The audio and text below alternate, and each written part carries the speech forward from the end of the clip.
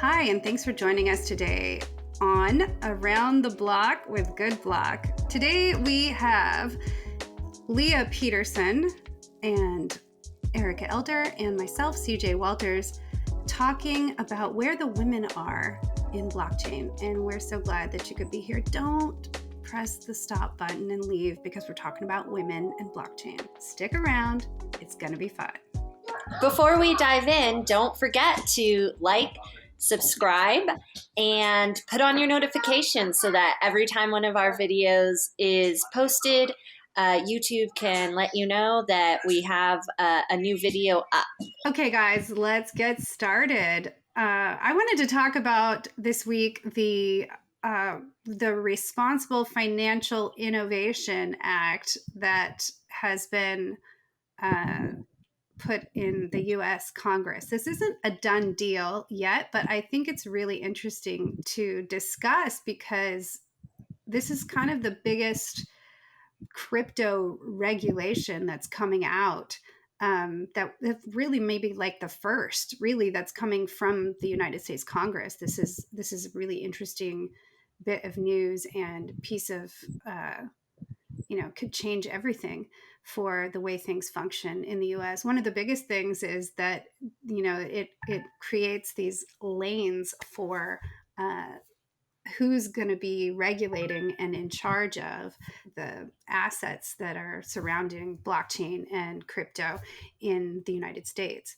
And so I don't know if you guys have seen that. I think we can put a link in here for, there's an interesting Twitter thread that Leah, you came up with that, right? You shared that with, it gives a great summary of the bill, and you can check it out. But can you back up a little bit because what is it called? Yeah. It's the Lummis Gillibrand bill, right? Yeah, but that's just who did it. But the name of the bill actually is the Responsible Financial Innovation Act. So we're going to have links for the section by section overview if you don't want to read the 68 page bill. And there's an interesting CoinTelegraph article as well that highlights the bill's points. But one of them is about DAOs. So they cover a lot of stuff from what the SEC is responsible for. And then Erika, what was the and then the other organization that they're basically saying if it's not a security, that the CFTC is actually in charge of it. And the CFTC is the Commodity Futures Trading Commission. So pretty much if your token isn't considered a security, so if it passes the Howey test, then the CFTC is actually going to be in charge instead. And then there was another one, another lane, like you mentioned, that it was specifically for, it was when it was neither, right? For ancillary assets. So like crypto tokens with no revenue. I don't even know what would be an example of a crypto token that has no revenue. Maybe something that's just like voting rights without ability to sell on the open market, like maybe like permanent NFTs or like non-transferable tokens, right? It just represents a token of staked Telos. So that's an ancillary, although it's not really an asset, right? It's kind of just something we use in the back end. No, I don't. Yeah, I guess just tokens. Testnet tokens? Testnet tokens.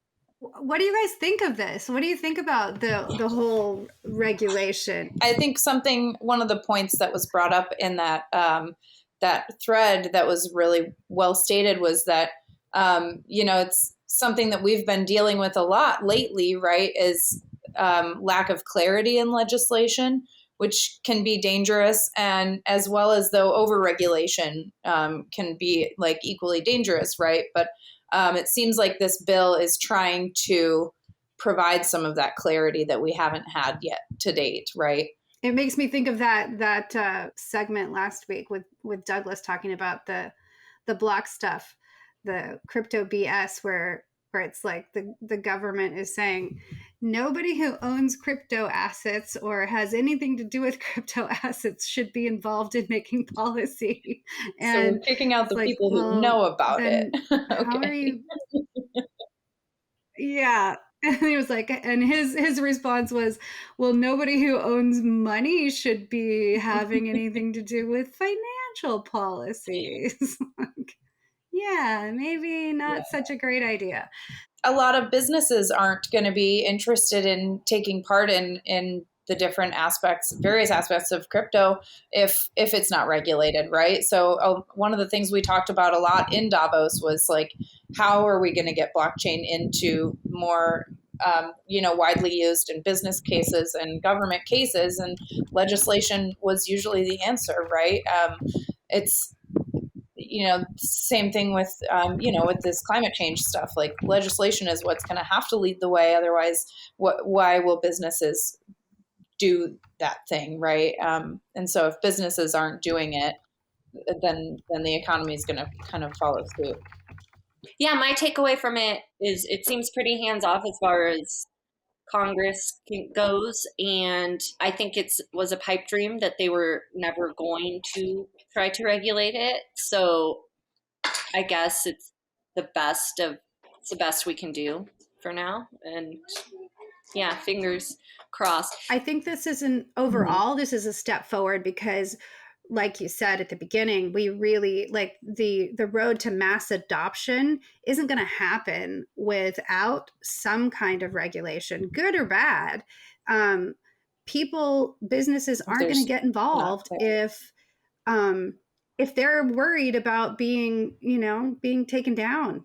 And mainstream businesses. Obviously, there's tons of like crypto businesses out there, crypto-based businesses out there that are doing this. But the struggle to gain mass adoption and really move into Web3 is real. And good or bad, regulation is just a necessary piece of that puzzle. So this isn't our main topic today. I'm excited to be on this show with Erika and Leah today, and it's pretty fun to be on this team. It's one of the reasons why I love working at GoodBlock is getting to work with both of you. It's pretty exciting. And so let's talk a little bit about where are the women in blockchain. So let's just talk about what it's like. I know we all come from different backgrounds and different experiences, but Erika, why don't you start off by telling us like what's it been like for you, and compare it a little bit to what it's like, how it's different from what your previous professional life was like. So what it's been like for me working in blockchain. So it's been about 3 years or so now since I joined the GoodBlock team. And I mean, honestly, I came from a marketing background. And so having that, it's just a different kind of, a different community. It's all about trying to, tell your client's story. But I guess the environment there was just, there is inherent, like, I don't want to say sexism, but it is. It's just there. And I'm not saying that doesn't exist in the blockchain space, but I think just coming and having started specifically at GoodBlock probably helped. It was just such an open space. I was sitting in an office with a bunch of developers and designers and, and Douglas and the rest of the team. And it was so ask questions. That was like the main point, it was like, if you don't understand something, like somebody here will be happy to tell you about it. So I was just given such rich opportunity for growth and learning that just was coming from a place where it was a lot more just like kind of, your head down and you're focused on your own stuff and everybody else is pretty much the same. It was very quiet in our old office that I used to work in. And then when I came to GoodBlock, it was like lively. There's conversation happening everywhere and I get to hear it and be part of it. And, and they want everybody's opinion on the team, not just a couple of people that are working on it. So I've found it to be a pretty inclusive space. But, I think everybody's probably got a little bit different of a story there. Leah, what was yours like? For me, it's pretty similar since I've been working at startups most of my career, professional life. So I'm used to the pace. I'm used to the pivots. I'm used to the chaos. But because all of Web3 is a startup, like the whole thing. But I will say one of the differences I've noticed, for better or for worse, is that I've noticed in Web3 the devs are they're definitely in control, and they have the loudest voices. I think Telos, the blockchain we primarily work with, is pretty good at trying to balance those developer voices. But yeah, developers, sysadmins, I feel like have a lot of voice. And then as a result, because many people right now in those positions, there's a lot of male voices. So I just feel like at other startups, we rein them in a little bit and they're running wild here. So it is what it is. But I think it's, to every situation, there's pros and cons. And I can definitely think of pros for developers kind of having such a strong voice in Web3, but there's definitely a lot of cons that you can find just by trying to use any Web3 app. I just think that at other startups I've worked at or in different kind of spaces, there's more of a balance to kind of, I would say, bring a developer, especially a back-end developer, down to earth. There'd be a lot more reverence for a UI developer or creative and marketing side, sales side, as far as them being like, hey, we actually need to make money with this thing. We need to sell this thing. This thing needs to be functional and easy to use. Yeah, like you need someone to be like, okay, but let's bring it down to someone who has an average IQ and not yours. I almost think that makes the job of marketing that tech that much harder, right? Because when you're doing that, you have to boil down what all of the technobabble is to something that people can actually understand. Otherwise, you're not going to sell your product, right? You're just going to have something you're building. Right. You'll have something that's super cool for like 6 people. And one of the things that I noticed recently, I joined I think we all joined this group. It was a Women in Web3 Telegram channel. And I was like, there's like a couple hundred people in here. I'm looking for a dev. And so I like reached out. I was like, any devs? I've got this job. And we got one reply. There were no devs. And then the person that replied to us, we got one reply, but it was her husband. Like, and the husband actually was the one who sent the proposal and stuff. Or like, and it was very interesting to me because I was like, oh, yeah, women work a lot there's a lot of women working in Web3. And I don't mean like as a percentage of the number of people working in Web3, but there's a number. And they are, there's primarily in business development, social media, marketing, promotion, not in development. And, occasionally you'll come across a UI developer, but not a lot of back-end developers. I think about 4 years ago, I met a couple. The twins. The twins. You got to meet them? And they're like rock stars. Yeah, that's what's cool, though, really, you know, if there are women in the space, and especially if they are total rock stars, they become like almost actual stars, right? Because they're what do they call a really good dev a unicorn, but I feel like a woman really good dev is like a real unicorn, right? That goes back to why, I mean, why aren't there more women in coding jobs in general, right? Not even necessarily Web3. That's just not a job that younger girls see themselves in or haven't in the past. And I think that we're going to see a lot more of them now.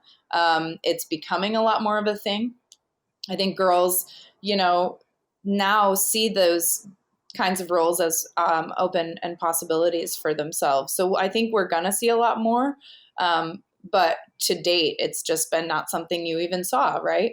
So why could you see yourself in that position if you don't see anyone else that looks like you in that position? Right. Plus, it's boring.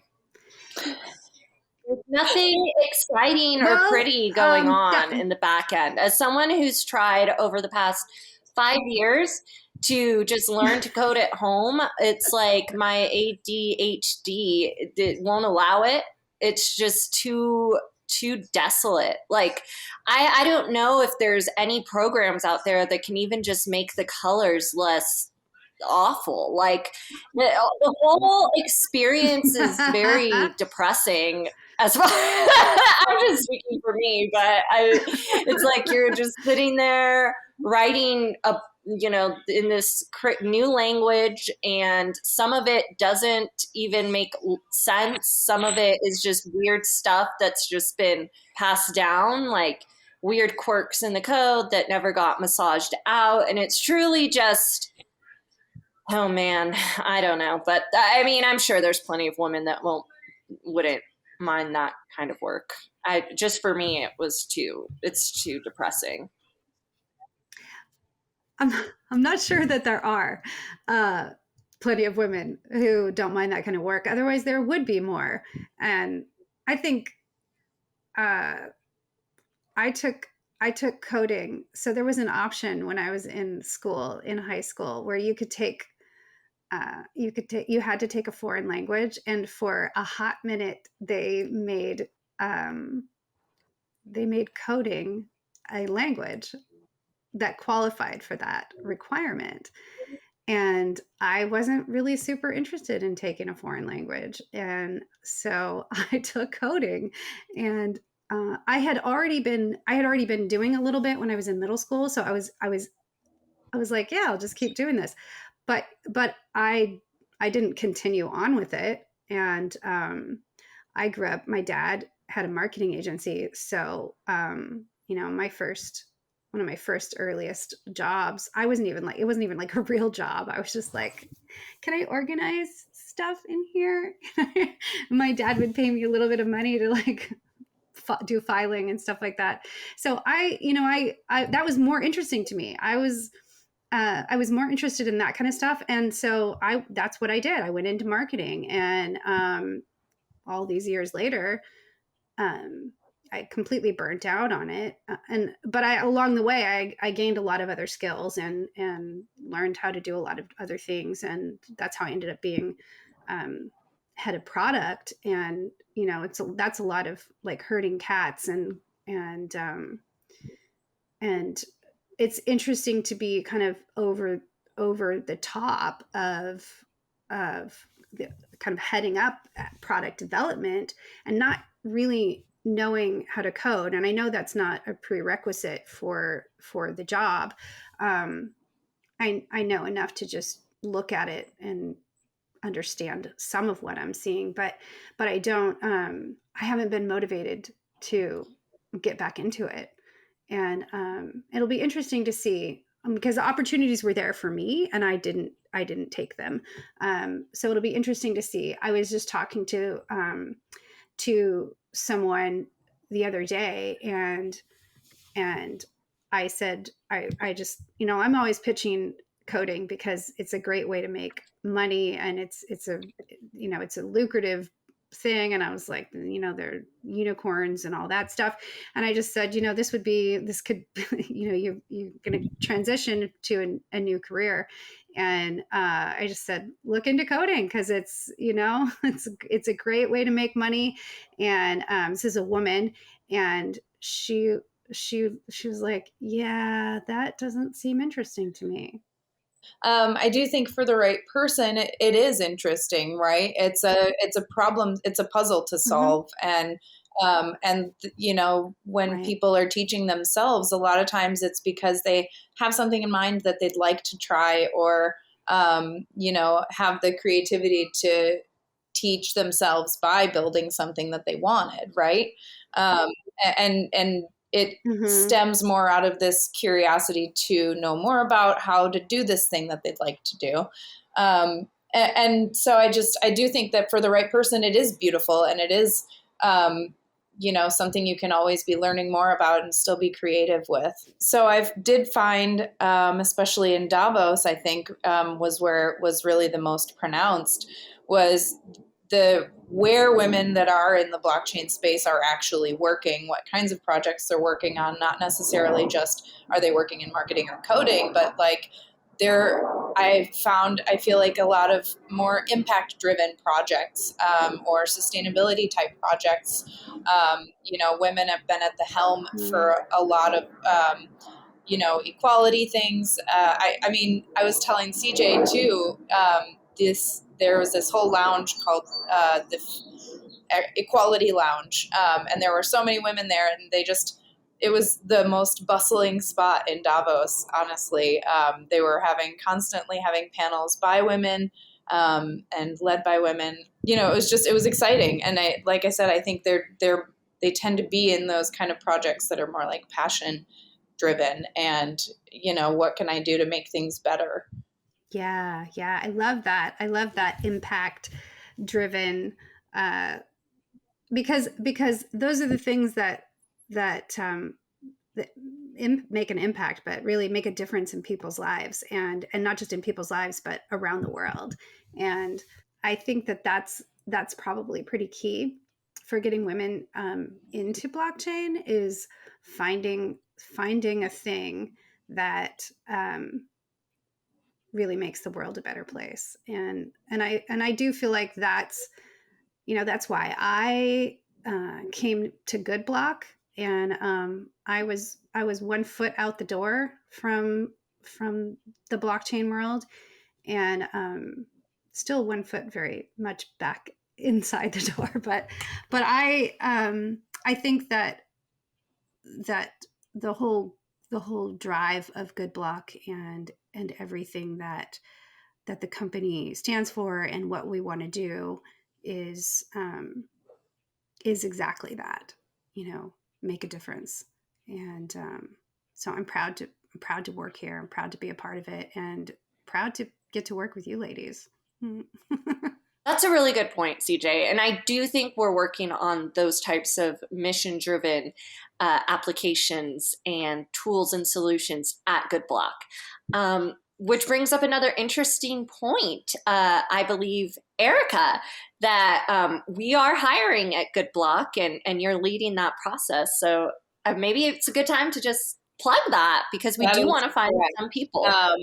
We are looking specifically for a developer position right now.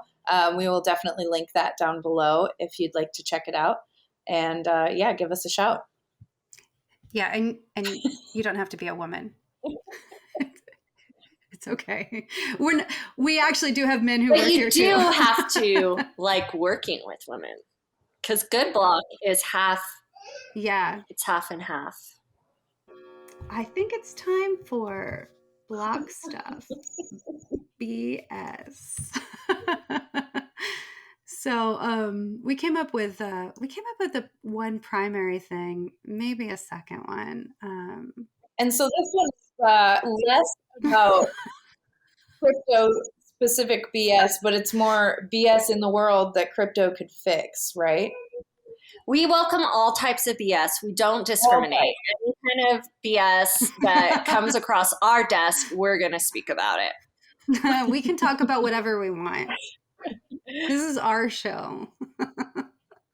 The BS we want to speak about today is Fed fined 75% of $800 billion Paycheck Protection Program, PPP, didn't reach workers.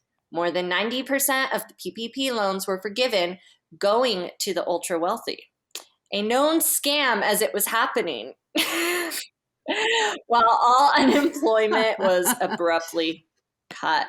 So let's just talk just in of itself. Let's just start by speaking about that. The PPP loan, can someone explain that? Is American specific, I believe? Or it was. Yeah, it was a paycheck protection program. Yeah, where businesses in the United States during the COVID lockdown were able to apply for funding based on, a certain set of, questionnaire or whatever. The whole idea was to help them continue to pay people through the pandemic, so that people wouldn't lose their jobs. And PPP stands for Paycheck Protection Program.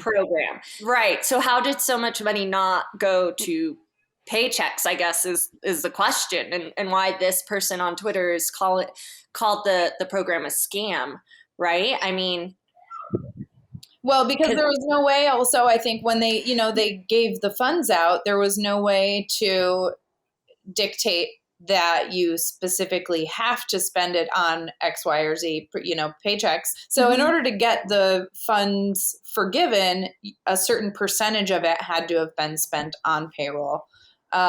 So, I mean, it had to be reported and all that, but so the problem here we're seeing is that a bunch of this must have slipped through the cracks, or people misreported, or, what? I don't think they were auditing it, honestly. I mean, come on. Billions of dollars was given out in a very short period of time. I mean, come on. So it was administered by the Small Business Association, and then they just picked a bunch of banks, who were then had to create some kind of a process. I know about this because my parents have a very small restaurant in a rural part of Oregon, and that they went through that process, and they had to shut down because of the pandemic, and it was an awful situation, but it was you're just online and typing in your whatever your situation is. Nobody ever to this day, no one has ever asked my dad for any proof of anything that he applied for. He didn't even get that much money. I think it was $10,000 or something. It was barely anything. And it was forgiven. And my dad was totally honest about what he was doing. And so there was no fraud there, but there was also no checks and balances either. It was just here you go and good luck. And I feel like any unscrupulous person could have done the same thing. Leah, you shared a tweet with us earlier that was from, and this is how it's related to crypto. It was from January Walker. We'll put the link down below. 6.82 trillion taxpayer dollars was spent in 2021. Where did it go? If you can't tell me down to the penny, then we need to implement Web3 technologies to track government spending. Yeah, we do. So it's kind of this is a problem that blockchain could potentially solve, but isn't.